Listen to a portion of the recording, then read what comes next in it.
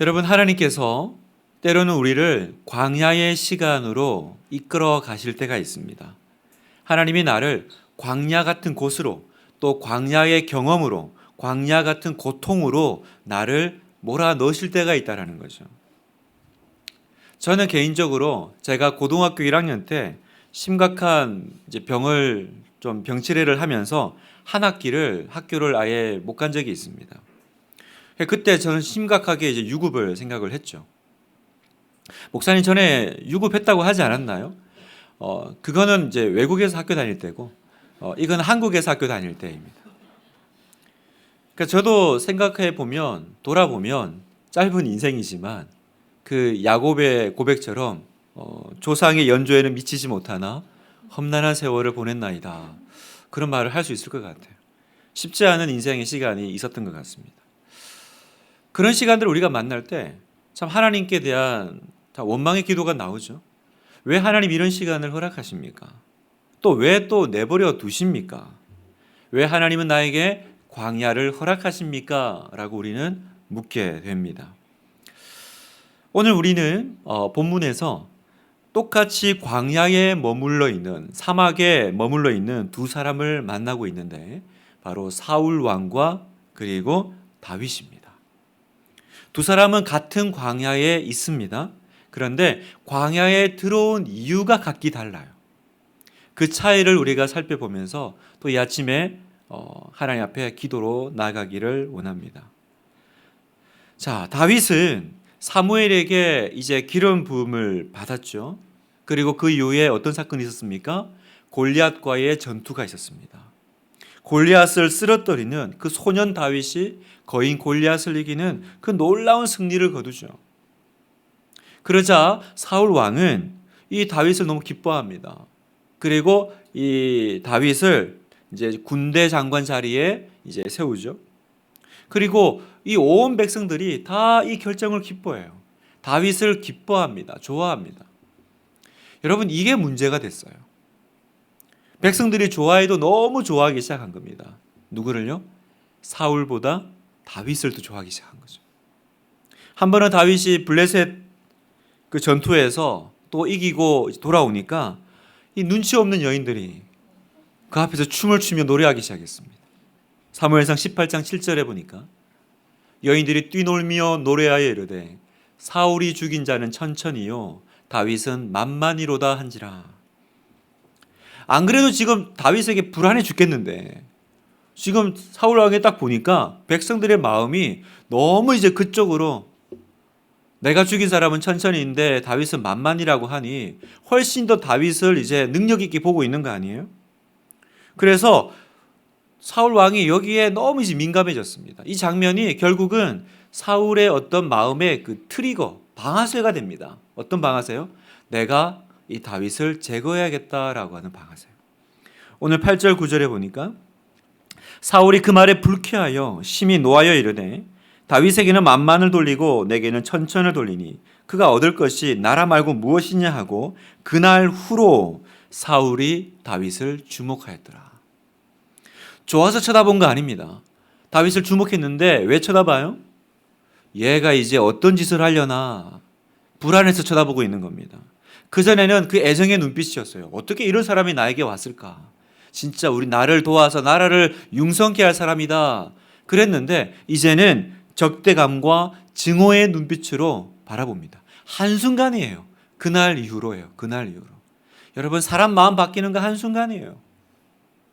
어제는 그렇게 좋다가도요, 그날 이후로 한순간에 뭐 뒤집어지듯이 바뀌는 거 여러분 느끼지 않습니까?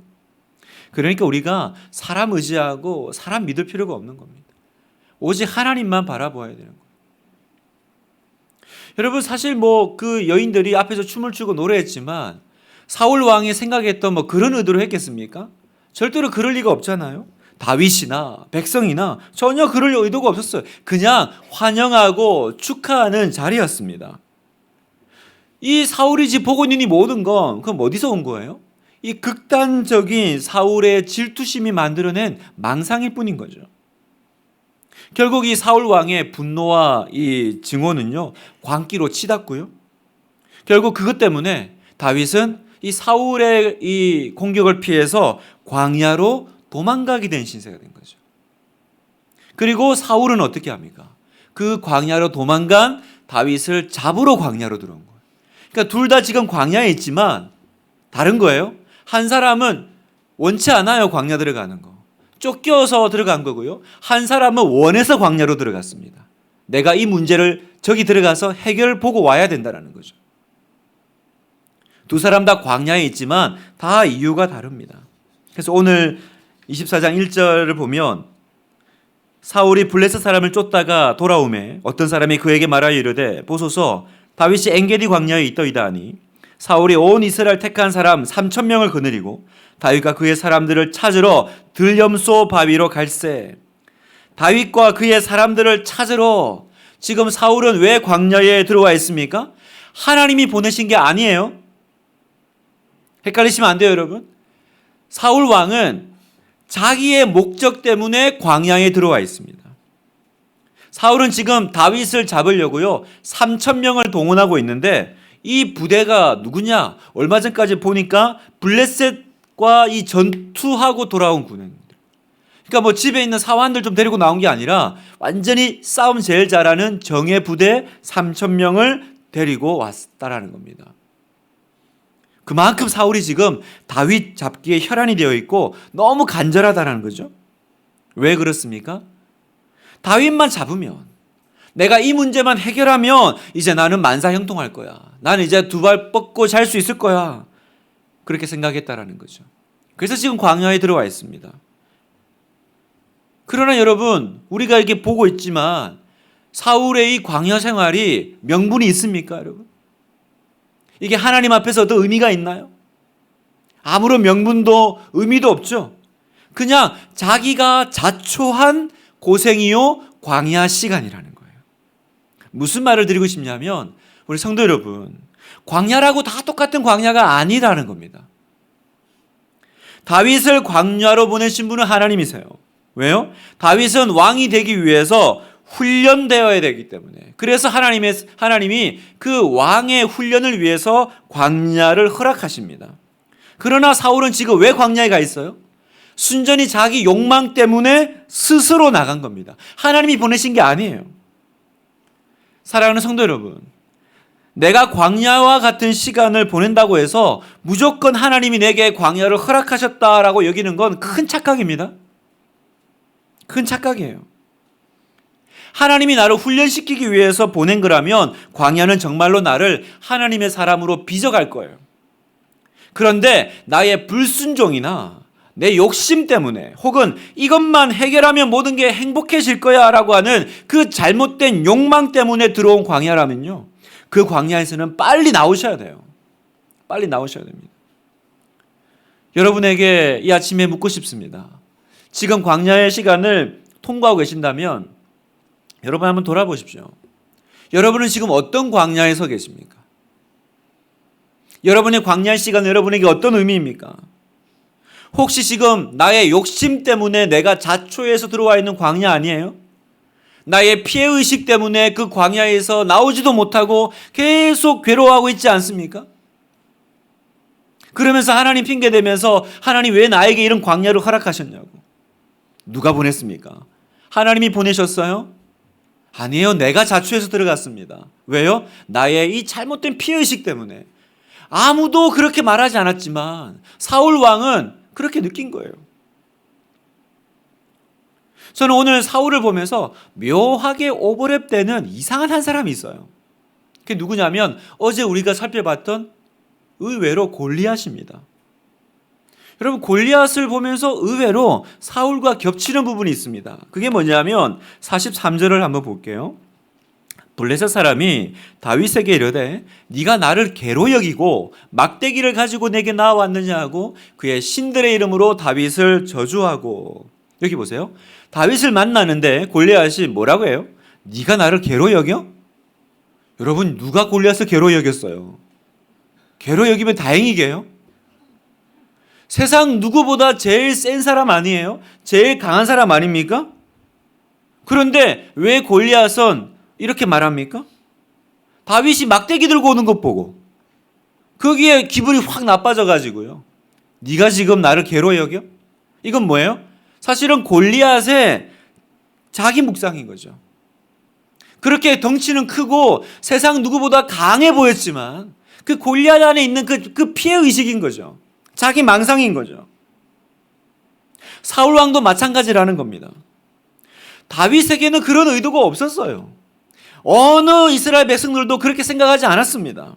그래서 그 아들 요나단이 아버지한테 여러 번 얘기를 했습니다. 아버지, 그런 게 아닙니다. 다윗은 그런 사람이 아니에요. 그런 의도로 한 게 아닙니다. 사무엘상 20장 32절, 요나단이 그의 아버지 사울에게 대답하여 이르되 그가 죽을 일이 무엇이니까? 무엇을 행하였나이까? 그런데 이 질투심에 눈이 멀어버리니까, 이 피해의식에 눈이 멀어버리니까 사실을 말해주는 이제 아들마저 죽이려고 그래요. 너도 같은 패지. 너도 저쪽이랑 한 놈이지. 아들도 죽이려고 합니다. 이제는 사울은 누구 말도 듣지 않고 누구도 말릴 수 없는 사람이 되어가고 있는 거예요. 성도 여러분, 오늘 우리 안에 이런 피해의식이 있을 수 있어요. 상대방은 그런 의도가 아닌데 혼자서 피해의식에 사로잡혀서 상처받는 태도, 다른 사람과 비교하면서 자신을 비관하는 태도, 그런 피해의식이 저와 여러분 안에 있을 수 있다는 거예요. 무슨 말이냐? 내 안에도 사울 왕이 있다는 것입니다. 저는 여러분이 보시는 것과는 달리 지방 출신 사람입니다.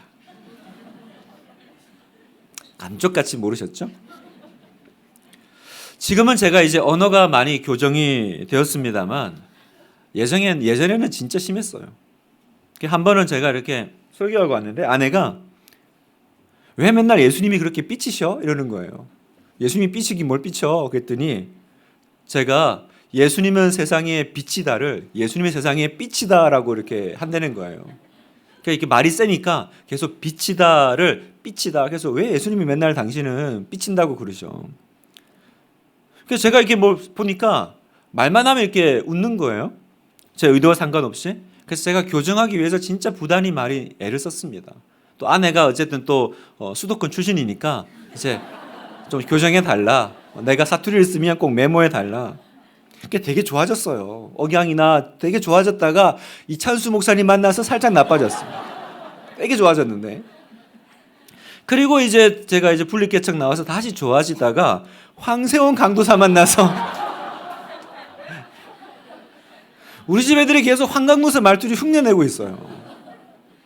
여러분, 우리 가족을 위해서 기도해 주시기 바랍니다.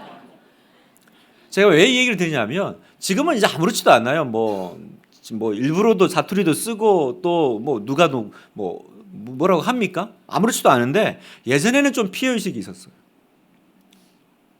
전에도 얘기했지만 설교하다가 내가 분명히 웃기지도 않았는데 누가 이렇게 씩 웃잖아요. 그럼 마음속으로 지금 날 무시하나? 그런 생각이 드는 거죠. 그러니까 피해의식이죠. 물어보면 집사님 지금 비웃고 계신 거예요? 아니 이렇게 물어보면 그럴 의도가 없잖아요. 그럴 수도 없고. 그런데 괜히 혼자서 그렇게 피해의식에 또 이렇게 자기를 어떻게 위축되는 그런 상황에 놓는 거죠. 성도 여러분, 건강한 자아상을 하나님 안에서 찾으시기를 바랍니다. 여러분, 여러분의 자아상은, 여러분의 자존감은 어디에 있어요? 여러분의 출신에 있습니까? 아니면 여러분이 입고 있는 옷에 있습니까? 아니면 내가 타고 다니는 차에 있습니까? 어디 사는지에 있습니까? 우리가 어제 살폈듯이요, 이스라엘 군대는 그 골리앗이 던지는 그 말에 모든 자아가 다 무너지고 자존감이 다 무너지죠. 그러니까 우리가 그럴 수 있는 거예요. 엄청난 스펙을 가지고 있는 사람 앞에서 위축되고 또 어떤 한 사람 말 한마디에 자신을 초라한 존재로 인식하게 되는 그런 우리의 참 연약함이 있는 겁니다. 그러나 여러분, 다윗을 보십시오. 그 마음이 언제나 하나님 앞에 서 있기에 비록 초라한 목동의 자리에 있지만 흔들리지 않아요. 그 안에 너무나도 건강하고 아름다운 하나님의 사람 다윗이 있지 않습니까? 오늘 우리가 그 다윗이 되기를 원합니다. 이 아침에 여러분 기도하십시오. 하나님, 제게 영적으로 건강한 자아상을 주십시오. 내 안에 모든 다른 사람 탓하는 그 피해의식이 이 아침에 해결되게 하시고 떠나가게 하옵소서. 기도하십시오. 여러분, 기도하면 떠나갑니다.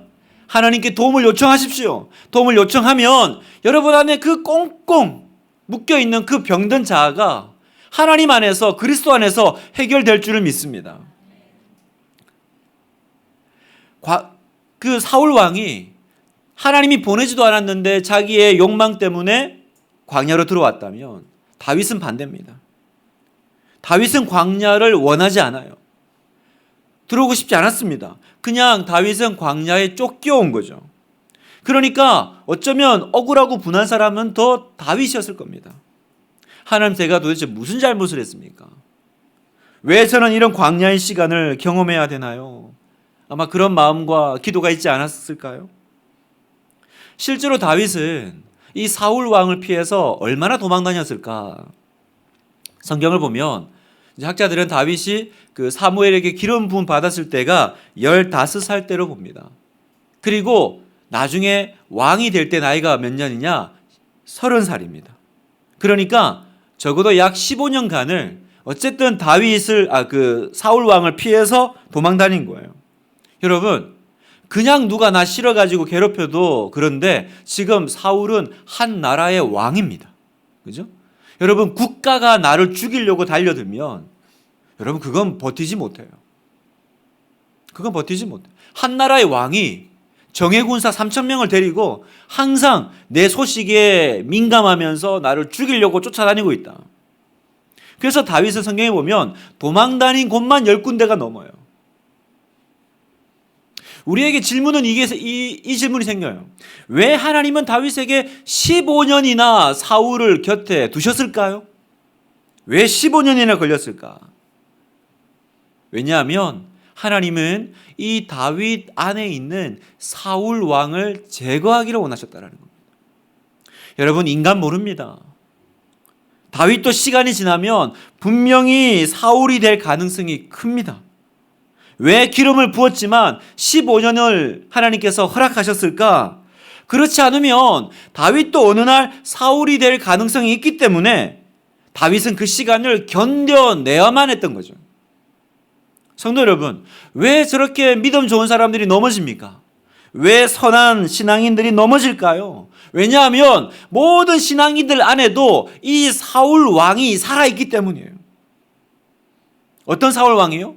저 사람만 없으면 얼마나 좋을까? 이것만 해결되면 얼마나 좋을까라고 생각하는 그 사울 왕이에요. 그러나 여러분, 그 당시는 고통스럽지만 시간이 지나면 알게 돼요. 내가 그 시간을 통해서 얼마나 다듬어지고 내 안에 그 사울이 제거되고 있던 시가 있는지 지나고 나면 알게 된다는 거예요. 여러분, 그 시간이 하나님의 은혜였음을, 어떤 시간이요? 내가 광야에 도망다녔던 그 시간이요. 말이 안 되죠. 광야를 통과할 때는 이해할 수 없습니다. 그러나 지나고 나면 그 시간이 나를 살린 시간이었어요. 여러분, 오늘 우리가 보는 그 아름다운 다윗을 만들어낸 것이 바로 이 광야의 시간이라는 겁니다. 이 차이예요. 사울은 그걸 참지 못했습니다. 그래서 스스로 해결하려다가 망해버렸고요. 다윗은 그 가시를 인내하고 참음으로써 점점 조각상이 깎여 나가는 것처럼 우리가 기대하는 다윗으로 만들어지고 깎여 나가고 있더라는 거죠. 그래서 다윗이 한 번은 광야 생활이 너무 힘들어가지고요, 모압 땅으로 피신을 갑니다. 그 모압 땅이 어디냐? 그 자기 할머니죠. 그 룻의 그 조국입니다. 어쨌든 할머니 땅이니까, 나라니까 좀 지켜주지 않을까? 그런데요, 모압 땅 딱 가자마자 하나님이 선지자를 보내가지고 너는 다시 유다 땅으로 돌아오라고 말해요. 사무엘상 22장 5절, 선지자 갓이 다윗에게 이르되 너는 이 요새에 있지 말고 떠나 유다 땅으로 들어가라. 다윗이 떠나 헤렛 수풀에 이르니라. 여러분, 다윗이 돌아갈 유다 땅이 어디 있습니까? 지금 가면 사울이 죽이려고 눈에 불을 켜고 찾고 있는데, 그러니까 유다 땅으로 돌아가라는 건 결국은 뭐예요? 너 다시 광야로 돌아오라는 거죠. 하나님은 다윗에게 왜 이렇게 하실까요? 왜 이렇게 매정해 보이시죠? 이유는 하나입니다. 하나님은 다윗을 왕으로 세우기 전에 철저하게 그 안에 있는 사울 왕을 제거하기를 원하고 계신다라는 거예요. 하나님은 순종하는 왕을 세워 가고 계신다라는 겁니다. 그래서 오늘 우리가 읽은 이 사울 왕과의 이 만남도 그 과정 가운데 하나예요. 그 이유 때문이에요. 오늘 우리가 이 본문을 보면 사울은 다윗이 엔게디 광야에 숨어 있다라는 소식을 듣죠. 여러분, 엔게디 광야는요, 수천 개의 동굴이 있는 그런 광야입니다. 그냥 사막 이런 모래가 아니라 이런 절벽과 이제 메마른 산이 있는 동굴들이 많은 거죠. 그런데 본문을 보니까 하필 그 수많은 동굴 중에 사울은 다윗이 숨어 있는 그 동굴로 들어오는 거예요. 그것도 참 우연의 일치 아닙니까? 왜 왔냐? 3절 보니까 길가 양의 우리에 이른즉 굴이 있는지라 사울이 뒤를 보러 들어가니라. 다윗과 그의 사람들이 그 굴 깊은 곳에 있더니. 용변을 보러 들어간 거예요. 뒤를 보러 들어갔다라는 거는. 지금 사울은 그 안에 다윗이 있을 거라고는 꿈에도 생각 못해요. 그냥 급해가지고 일부러 찾아 들어간 동굴입니다. 여러분, 용변을 보려고 들어갔으니까 옆에 군사들을 동행해서 들어갈 수가 없잖아요. 혼자 들어가야 돼요. 또 일을 봐야 되니까 당연히 옷 벗고 무장 해제하고 칼 내려놔야 되죠. 안에 숨어있는 다윗에게는 이런 호재가 없는 거죠. 아무도 없고 칼 내려놨죠. 그동안 쫓겨다니던 다윗에게는 지금이야말로 드디어 하나님께서 나에게 복수할 기회를 주신 겁니다. 4절 다윗의 사람들이 이르되 보소서 여호와께서 당신에게 이르시기를 내가 원수를 내 손에 넘기리니 내 생각에 좋은 대로 그에게 행하라 하시더니 이것이 그날이니이다. 다윗 부하들도 이건 뭐 생각할 것도 없이 하나님의 응답인데요. 하나님 뜻입니다. 대장님 그냥 치시죠. 하나님이 딱 준비해 주신 타이밍입니다. 그렇죠. 다윗이 또 딱 보니까 이건 너무 하나님이 타이밍 아니에요? 그동안 기도해 왔던 기도 응답이 이루어진 날 아닙니까? 지금 내가 누구 때문에 이 고생을 하고 있어요? 이 사람 때문이잖아요, 이 사람. 그러면 내가 칼을 들어서 이 사람만 해결하면, 이 사람만 치면 이제 나는 자유인 거예요. 막 고생했던 그 시간들이 주마등같이 막 흘러갔을 거예요. 칼 한 번만 들면 됩니다. 그런데 다윗이 거기서 멈춰 서더라는 거예요. 왜요? 옆에서는 다 하나님의 뜻입니다. 하나님이 만들어진 기회예요 그러는데 다윗의 마음에 들리는 하나님의 음성이 있었다는 거예요. 하나님의 목소리가 있었던 겁니다. 어떤 목소리요? 이건 나의 믿음을 순종하는 테스트라는 거예요.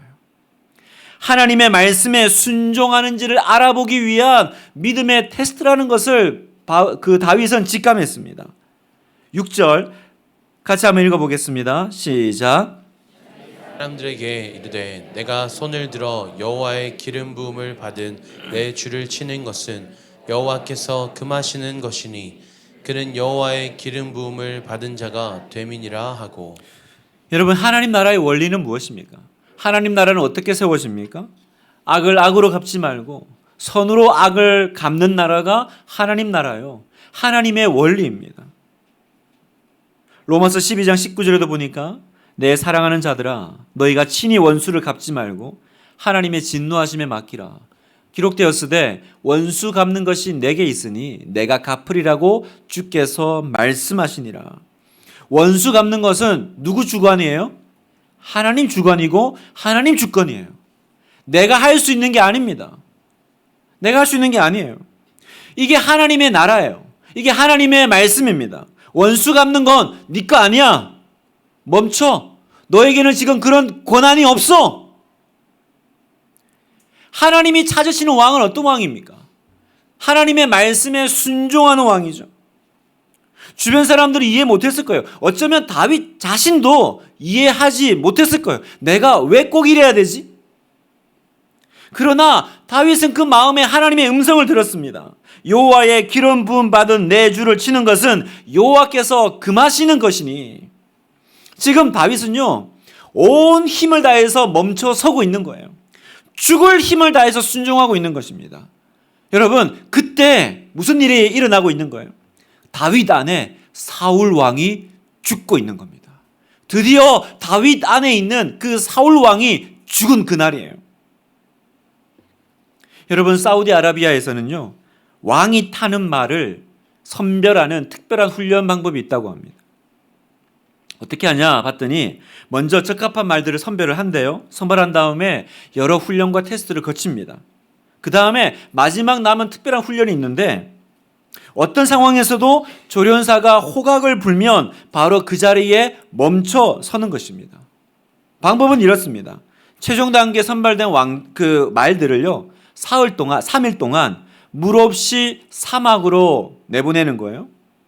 그리고 거기서 말들이 기진맥진할 때까지 메어둡니다. 물 주지 않고. 그리고는 나흘째 되는 날 이 말들을 오아시스 근처로 데려가서 풀어줘요. 그러면 이 갈증에 시달렸던 이 말들이요, 이 물냄새를 맡고 오아시스를 향해 미친 듯이 달려가는 거예요. 그때 미친 듯이 달려갈 그때 조련사가 뒤에서 멈추라는 호각을 붑니다. 불면 대부분의 말들은 호각 소리를 듣지만 그 갈증에, 그 고통에 그냥 무시하고 미친 듯이 달려가는데 그 중에 멈춰서는 말이 있다라는 거예요. 그 호각 소리에 멈춰서는 거예요. 바로 이 말들이 왕을 섬기기에 합당한 말이라는 표식이 붙여지는 말이라는 거예요. 그리고 그 말들이 이제 왕궁으로 왕을 섬기기 위해서 보내진다고 합니다. 왕을 섬기기에 합당한 말. 다윗이 자신의 원수 앞에서요, 하나님의 말씀 때문에 칼을 내려놓을 때 지금 다윗의 영혼에 하나님의 표식이 꽉 찍히고 있는 거죠. 너는 이제 하나님을 섬기기에 합당한 사람이 되었다라는 것입니다. 드디어 통과다라는 것입니다. 그러니까 여러분, 오늘 우리가 읽은 이 본문은요, 그냥 이렇게 사울을 만난 그런 어떤 에피소드로 덤덤하게 읽을 본문이 아니에요. 온몸에 소름이 돋는 장면인 거죠. 말씀을 마무리하면서요, 여러분, 성경의 모든 사람들을 보십시오. 다 광야의 시간을 통과한 사람들입니다. 모세도요, 요셉도요, 다윗도요, 예수님도요, 모두 광야가 배출한 사람들이라는 거죠. 여러분, 여기 누가 하나님의 영광을 위해서 살고 싶지 않고 쓰임받고 싶지 않겠어요? 그런데 하나님은 그 사람을 그냥 쓰시는 일이 절대로 없다라는 사실입니다. 반드시 하나님은 여러분을 광야로 내보내세요. 훈련시키십니다. 언제까지요? 왕을 섬기기에 합당하다라는 표식이 나올 때까지. 그러니 여러분, 사랑하는 성도 여러분, 광야를 통과하셔야 돼요. 그 광야에서 하나님은 우리를 다스리실 겁니다. 호각을 부르실 거예요. 거기 멈춰라는 거예요. 너의 모든 고통과 너의 소원과 너의 욕망이 그렇게 춤추고 날뛰더라도, 내 갈증으로는 끝까지 달려가고 싶더라도 하나님의 그 말씀 앞에 멈춰 서는 훈련, 너는 멈춰. 그게 될 때 내 광야가 끝나는 거예요. 그게 될 때 하나님이 여러분의 영혼에 도장 찍으실 겁니다. 왕을 섬기기에 합당한 사람이다. 그래서 오늘 우리가 이 광야를 통과하고 있다면 그건 죽음과 같은 시간이에요. 때로는 생존의 위험과 관계의 외로움과 소망 없는 하루하루를 통과하고 계실지도 몰라요. 그러나 그곳에서 우리는 끝내 왕을 섬기기에 합당한 사람으로 변화될 줄 믿습니다. 하나님께서 여러분을 그렇게 만들어가는 시간이 될 줄 믿습니다. 광야를 통과하고 계신 여러분, 사랑하는 성도 여러분, 여러분은 광야가 배출한 특별한 하나님의 사람이 될 것을 믿으시기를 주님의 이름으로 축복합니다.